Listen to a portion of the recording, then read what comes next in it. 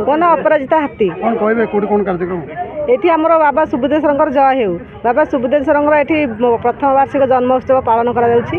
एठी देखि पारुछन्ती आपण माने बहुत परिमाण रे भक्त माने जोग देइकी बहुत खुशी अछन्ती। समस्त बहुत आनंद अछन्ती काईना ये आमर पुराना कारण मंदिर पुराना कालर आमे छोट दिन देखु आसु मंदिर को आठी बहुत प्रकार भक्त बहुत बहुत बात आसती आ समस्त आसिक समस्त मानसिक बहुत पूरण होता है। एमतीक सर्पघातर रोग भी ये निराकरण होता है बहुत शीघ्र भल हो जाती।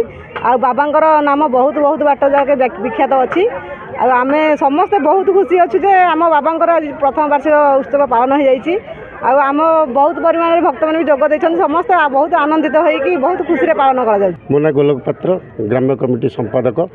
ए वर्ष आमर प्रभु महाप्रभु सुबुद्धेश्वर प्रथम वार्षिकी उत्सव नूतन मंदिर आर वर्ष आमर मंदिर प्रतिष्ठा होता 4 दिन व्यापी आमर ये उत्सव पालन करा जाउछि। आज तृतीय दिवस आमर कलश यात्रा सरी जाइछि। आज आमर सूर्य पूजा काली पूर्णाहुति हम यही 4 दिन व्यापी आमर विश्व शांति महायज्ञ होउछि एवं संध्यार सांस्कृतिक कार्यक्रम होउछि। बहुत संख्यार कलश यात्रा जोग देउथिले एवं संध्यार बहुत लोक अंचल एवं आखपाख अंचल बहु भक्त समागम होउछन्ति।